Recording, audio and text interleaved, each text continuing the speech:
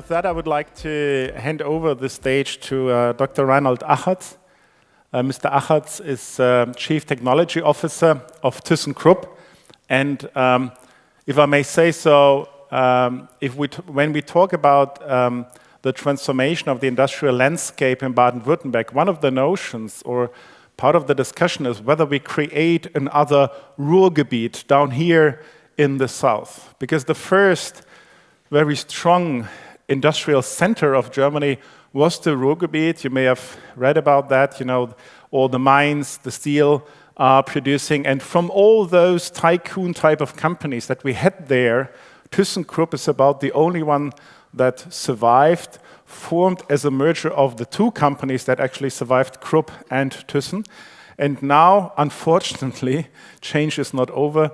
They have to transform again.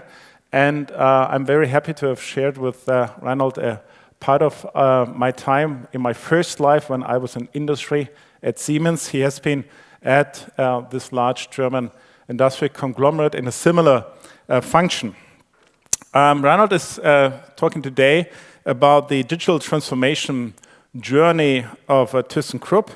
And in particular here, as I took it, it's a bit of a transformation from the paradigm of productivity, a manufacturing logic, into a paradigm of connectedness, more a digital paradigm of services and solution. Thanks very much for joining us. Please come up to the stage. Please welcome Mr. Reinhold Achatz. Thank you very much. Thank you. Yeah, thank you very much for the kind introduction, and thank you very much for having me today, because it's really a pleasure and an honor for me to be here. It was already mentioned, thyssenkrupp is a company which is basically more than 200 years old, at least the companies which formed thyssenkrupp. And if you want to become more than 200 years as a company, obviously you have to change, and you have to change several times. And I think, by the way, the digital transformation is sometimes as well called Industry 4.0, the fourth industrial revolution. And thyssenkrupp is old enough to have survived all the industrial revolutions, and so we are pretty confident that we will survive this industrial revolution as well. And by the way, this picture is taken in one of our factories, which is not in the Ruhr area, it's in Ilsenburg, not too far from Wolfsburg, and we are producing automotive components, and you may guess for what customer we are producing those components when we talk about Wolfsburg. Okay, and a very short introduction to thyssenkrupp, because thyssenkrupp basically in many areas is known as a steel company. But when you look at the portfolio of our company, you see that we basically, besides steel, we have a very strong components business, which is automotive business. We have elevators, escalators. We have a very strong industrial solutions business, chemical plants, cement plants, all kinds of plants. We do services on materials. So when you fly with a Boeing airplane, there's a pretty good chance that the material used to build this plane was managed by thyssenkrupp people. So a very broad spectrum. And last but not least, we still produce steel. And I clearly say still produce steel, because in the moment we're discussing with Tata Europe to merge basically our steel business with the Tata Steel business of Europe to form an even stronger player in steel. And I think in such an international audience, there's no need to explain to you that the steel business is under pressure by politicians in all parts of the world, not only in the United States, by the way. Okay, and but to be so old and become so old, you have to be sustainable. And when I talk about sustainable, we define sustainable in three ways. On one hand, you have to be profitable, otherwise you will not survive so long. But you have to live in accordance as well with society, with your people, with employees, with the countries you're working in. So this is very important. And last but not least as well, you have to take care of the environment. This is basically our paradigm, our belief that we have to be sustainable and how we define sustainability. This is not only recognized by thyssenkrupp, this is as well recognized from the outside world. I think obviously producing steel and producing cement, we're coming from a pretty bad rating, the D rating, which is pretty much the worst you can have. But we worked our way up to an A rating in the year 2015 and 2016. In 2017, we got an A rating. And in 2016, the top 10 companies had an A rating. In 2017, only the top 5 companies had an A rating. So this is getting pretty tough now. And when you look at the German DAX companies, or the German companies, 7 German companies have an A rating. And when you look at the DAX companies, it's only BMW, Deutsche Telekom, and thyssenkrupp. How can a company become an A rating, or get an A rating basically with still producing steel, still producing cement plants in environmental topics? It's very simple. On one hand, you have to create transparency. That means you have to be very open and very frank what you're producing, what is your environmental footprint.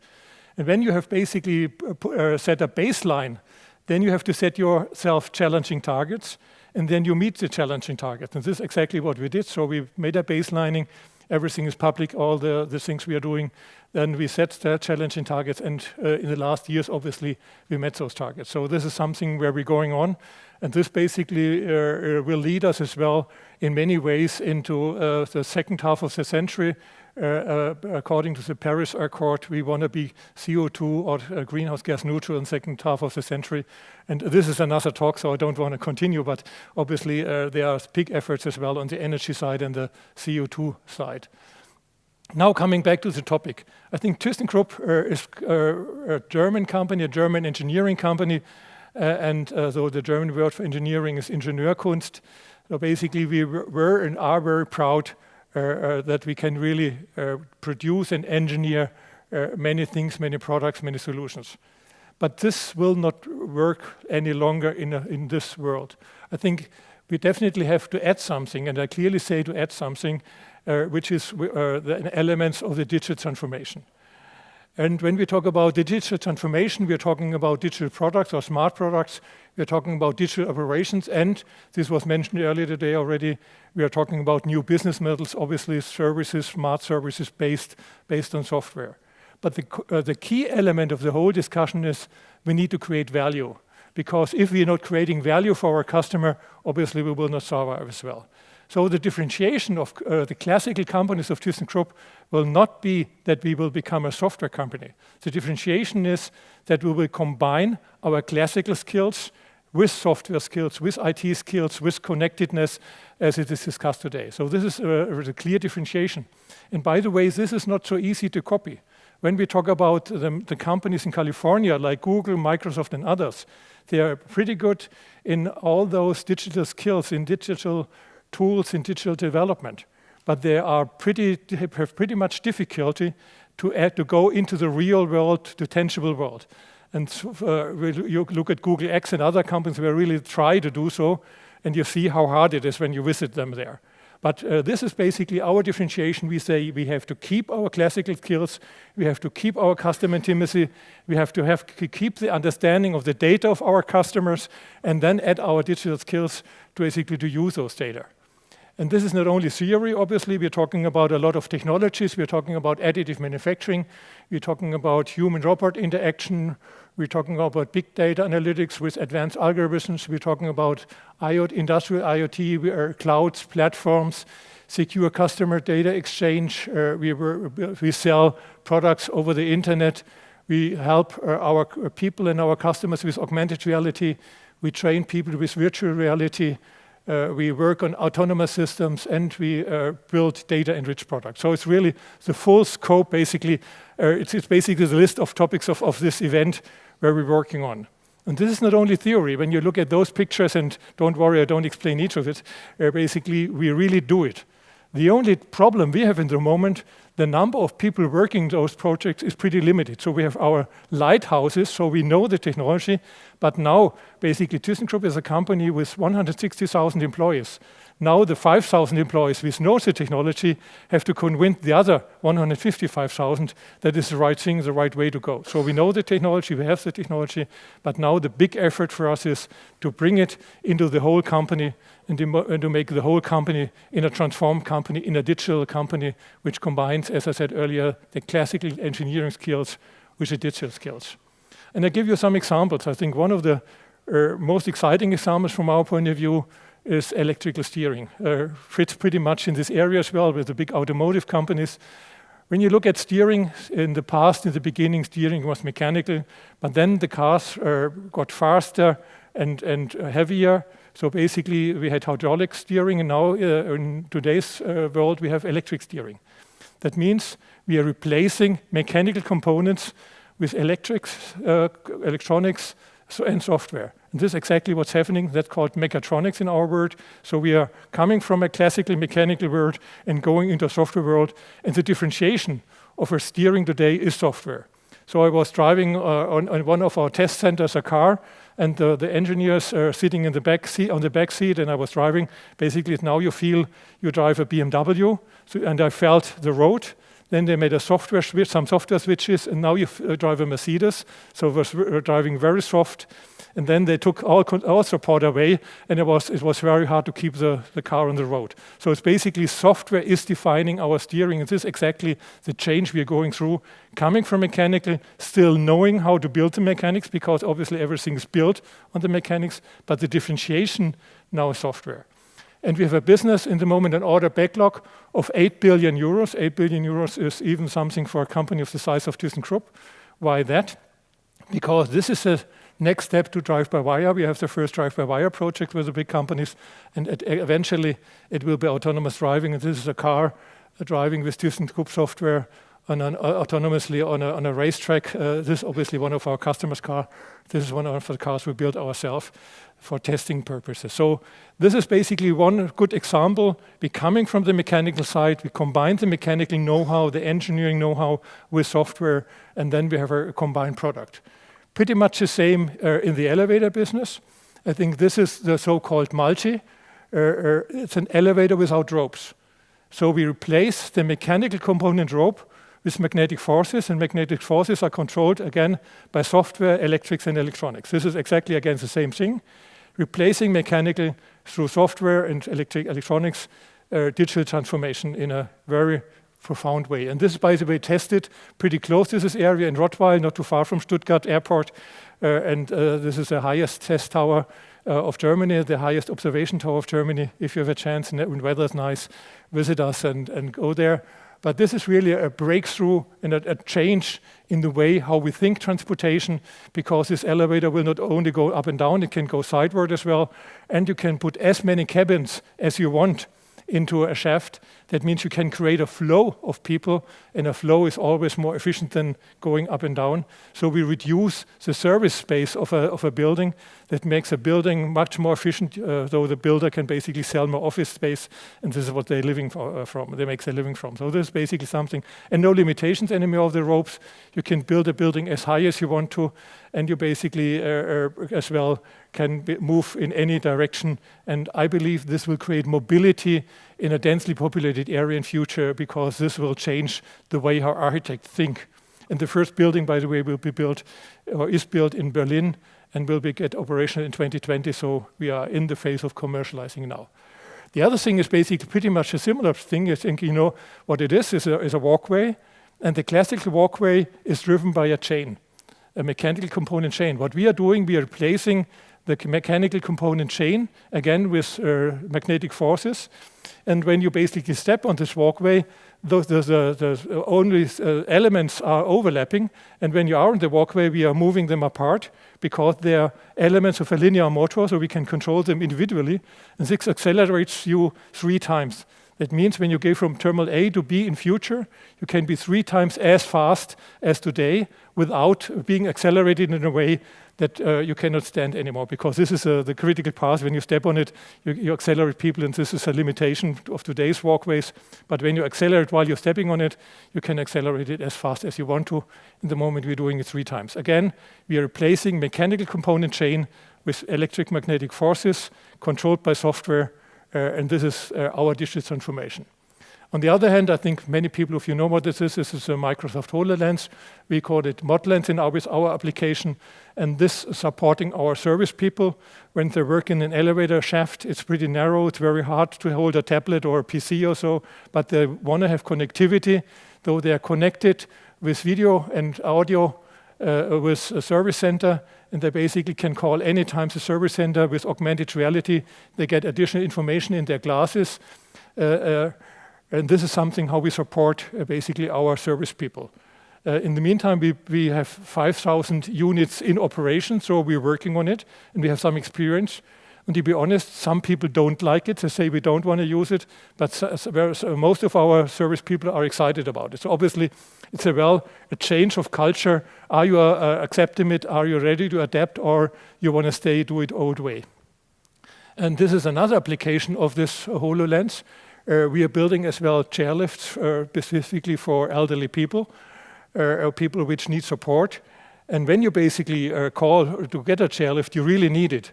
So the engineer is going to the customer side, and today they take a yardstick, measure all the steps, and specifically in Germany, all the stairs are very different. So it's very individual, again, very much German engineering. But with this HoloLens, we basically measure it by just pointing at some points of the chair, and then it's automatically calculated how the chairlift will look like. Then we transform this picture on a tablet, and then we can show the customer, this is how the chairlift will look like in your house, and exactly can be produced according to those measurements. And when the customer says, yes, I want it, and by the way, 80% of the people do because they really need it, then we push on a button, and then the measured data are transferred, automatically connected to the factory, and we can immediately start production.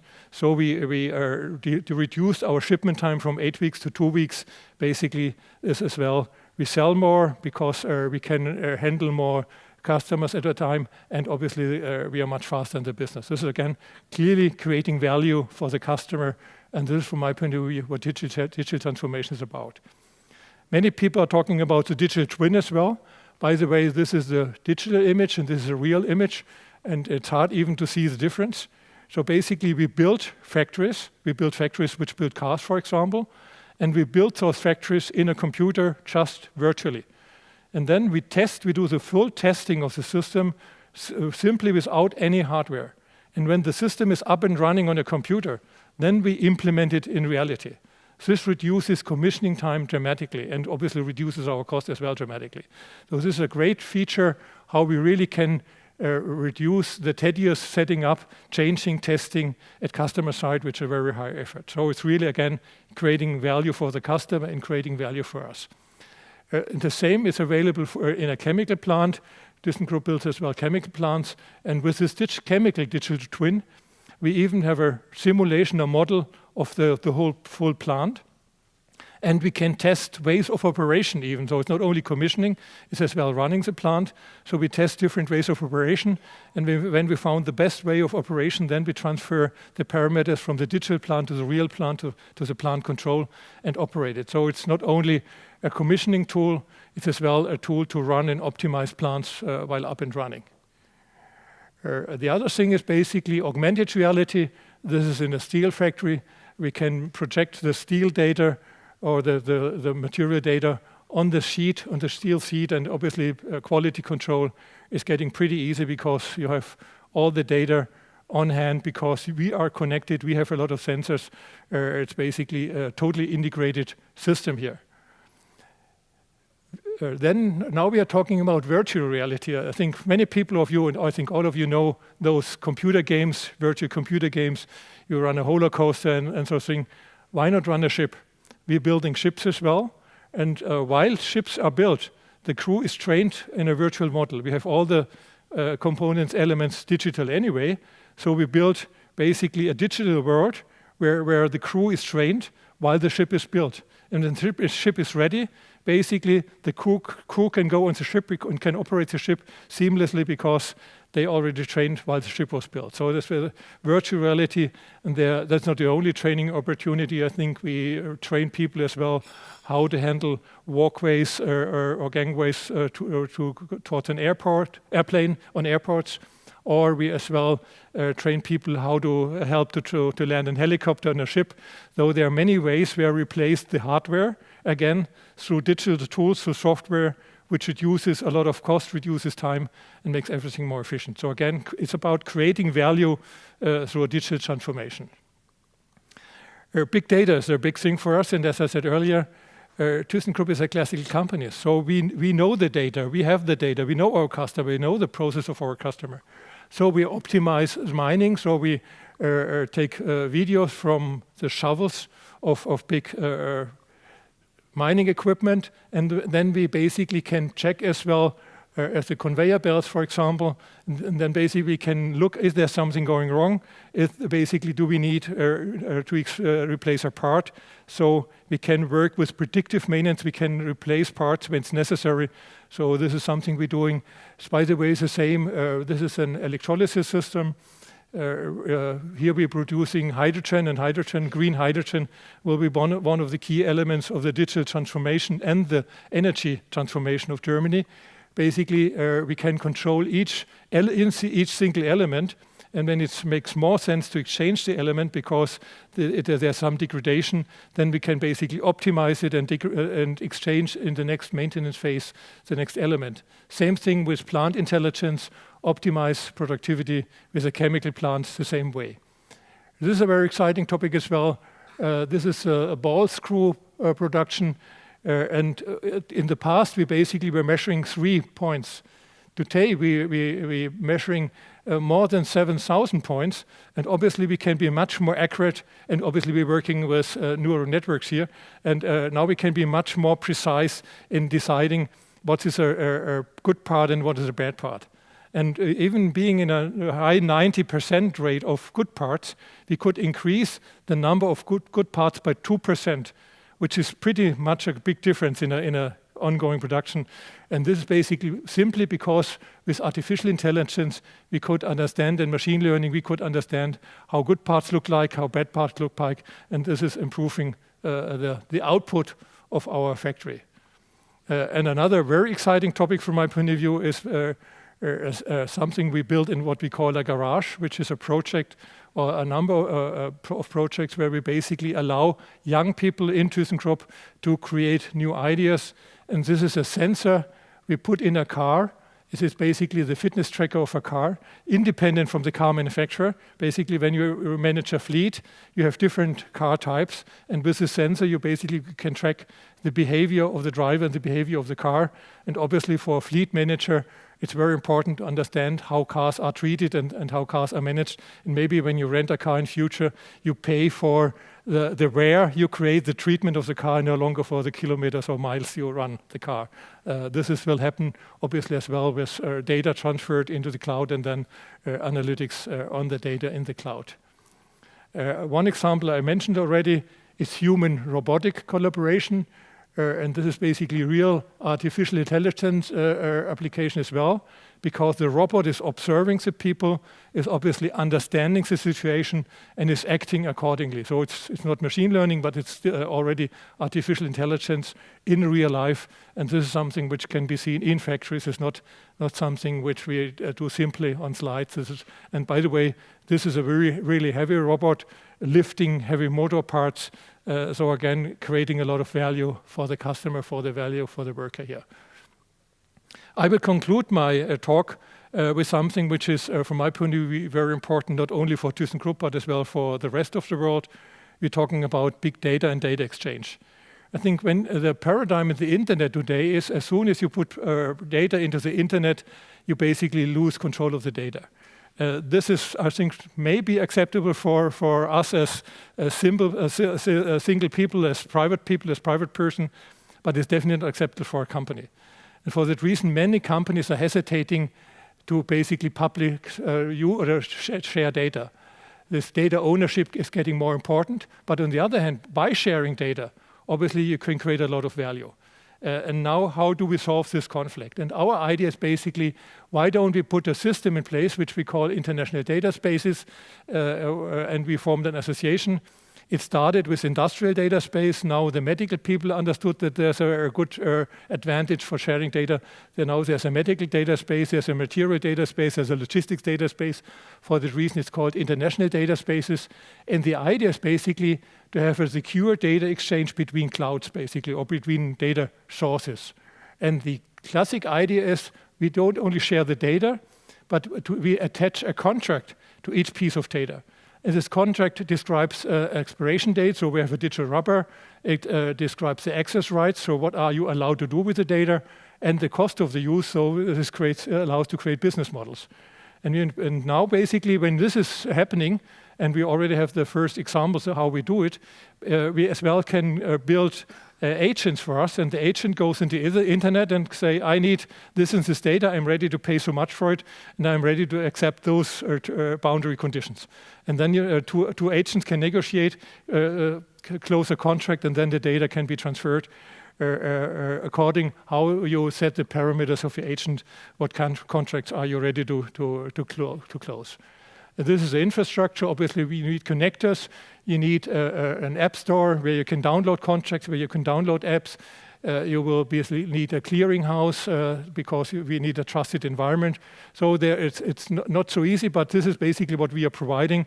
This is a safe data exchange discussion. In the meantime, and this is part of this element as well, many people and this is basically not only creating the control, usage control, but as well access control. This is a combination of it. For example, when we send printing data for a 3D printer, you can say you are allowed to print 10 parts, and when you want to print the 11th part, the contract says or system says no, you only have a license for 10 parts, buy another license. So this is basically one application we can do here. And I think obviously many people are talking about blockchain today, and this is part of this conference as well. There's a good complementary activity, blockchain to industrial data space or international data spaces. Because what we are doing is in industrial data space or international data spaces, we attach contracts for transaction. Blockchain is documenting transactions. So basically when we say yes, we want to have a contract, then we use the industrial data space. When we need a clear and neutral storage and neutral documentation of the contract, then we use blockchain.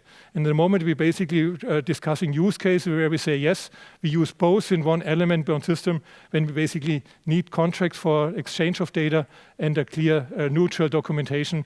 In factory environment, normally we know our partners, so we don't need blockchain.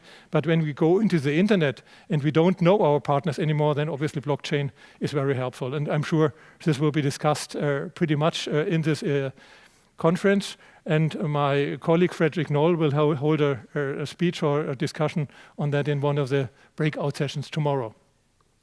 This is not only thyssenkrupp doing it. In the moment we have 90 plus members. Basically who are away from China, quite a number of German companies. We have American companies joining as we speak. So this is really a movement, and in the moment the membership is accelerating quite a bit. Just to give you one use case we did in thyssenkrupp, and by the way, if to emphasize, it's a very simple use case. We are transporting heavy material, so we are transporting as well coils. Coil is basically sheet metal. And one coil is 10 to 15 tons. And these coils are normally transported with trucks. And the Ruhr area was mentioned, and the Ruhr area has one disadvantage: there's always a lot of traffic because a lot of people are living there. That means trucks are either early or either late. But as we have to prepare at our logistics center coils which are 10 to 15 tons heavy, so it's not so easy to store them, put them on a side when the truck is not on time. We basically are pretty much depending upon trucks being there on time. With industrial data space, we basically share the truck location, and we optimize basically that when the truck is really arriving, not scheduled, when it's really arriving, that the coil is at the front of the logistics center, and we can match it automatically because we have clear data exchange.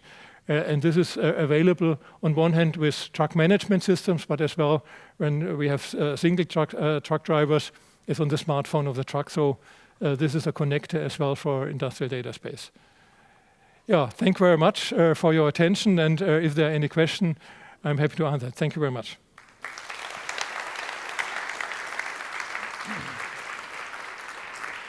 Reinhold, thanks very much.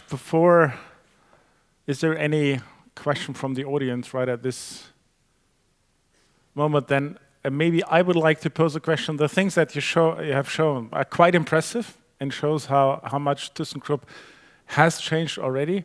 I guess this has not, been going on without any pain. So what were, like, from the organizational side, the strongest challenges that you came across, the hurdles that you felt?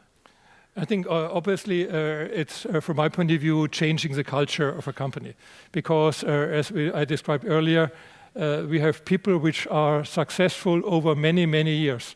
And now we are coming basically and saying there's a paradigm shift, and the classical success factors you were working on and which made you successful will no longer be valid.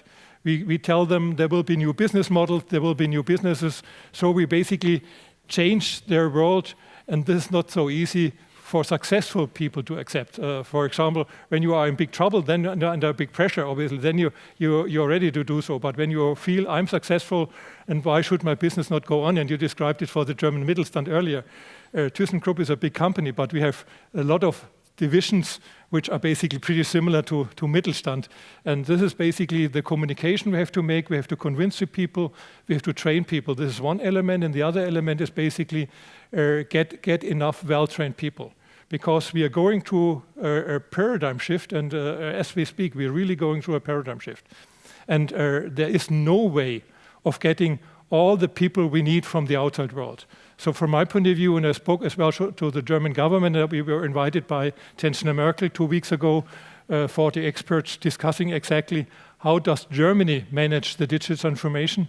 And one of the big discussions with the Chancellor Merkel was basically how can we train people we have today? Mm-hmm. Because we have great universities, but there's no way of creating so much talent in your university at this time. So on one hand, we need trained people from the university, but as well we have to train our own people. And this is something which is not so easy, and obviously here we need support as well. Thanks very much. Thank you. Thank you. Anna, before you leave the stage, we have a guest gift to you. It's not the case for you, but some of the keynote speakers come from really international places. We thought you would be short on luggage, so you can eat it before you leave. So it's not really difficult. Thank you very much. Thank you very much. Thank you.